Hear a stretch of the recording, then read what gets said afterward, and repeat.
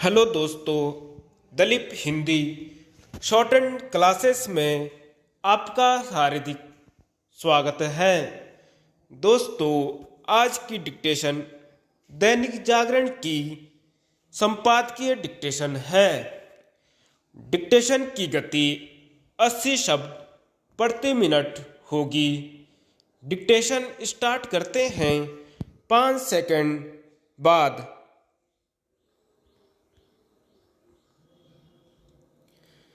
धाकदार राजनीति।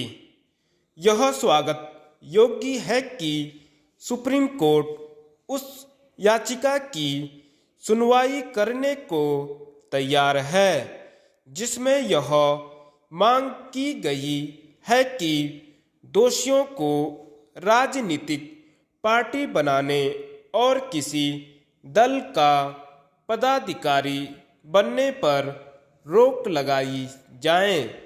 हालांकि supreme court ने इस याचिका को शीघ्र सुनने की आवश्यकता नहीं समझी, लेकिन यह आशा की जाती है कि वह उस पर गंभीरता से विचार करने के साथ ही ऐसा कुछ करेगा जिससे किसी आपराधिक मामले में सजा पाए नेता किसी दल में पद न धारण कर सके और न ही अपना राजनीतिक दल बनाने पाए। ऐसी कोई व्यवस्था बनाना इसलिए आवश्यक है क्योंकि कई ऐसे नेता हैं जो सजा याफ्ता होने के बाद भी अपने दल में कोई न कोई पद धारण किए रहते हैं अथवा उन्होंने अपने राजनीतिक दल का गठन कर लिया है। यह और कुछ नहीं, सजा याफ्ता नेताओं की ओर से पर्दे के पीछे से की जाने वाली राजनीति है। उनकी यह सक्रियता राजनीति के अपराधीकरण को रोकने के प्रयासों पर पानी फेरने का ही काम करती है।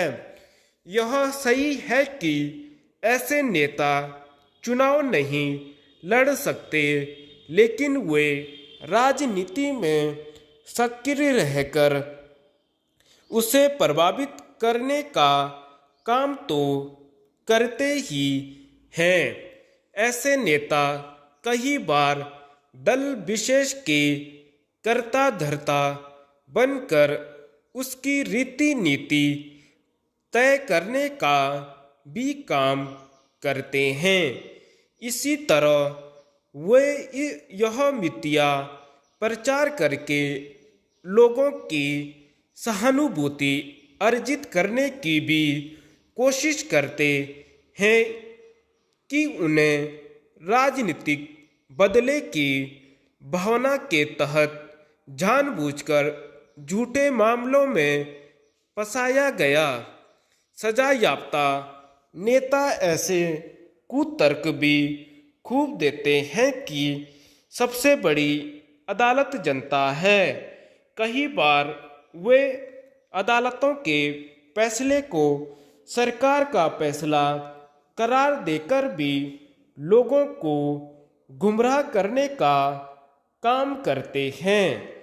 राहुल गांधी इन दिनों यही कर रहे हैं।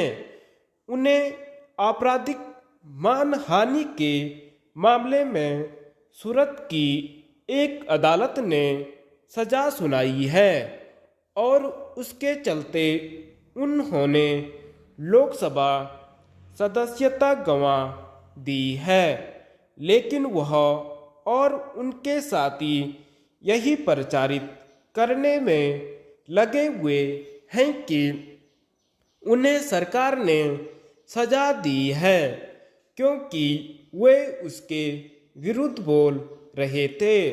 स्पष्ट है कि वह पीड़ित होने का दिखावा इसीलिए कर रहे हैं क्योंकि यह जान रहे हैं कि सांसद न रहते हुए भी कांग्रेस की राजनीति उनके ही इर्द गिर्द घूमती रहेगी और उन्हें कुछ हमदर्दी हासिल हो जाएगी।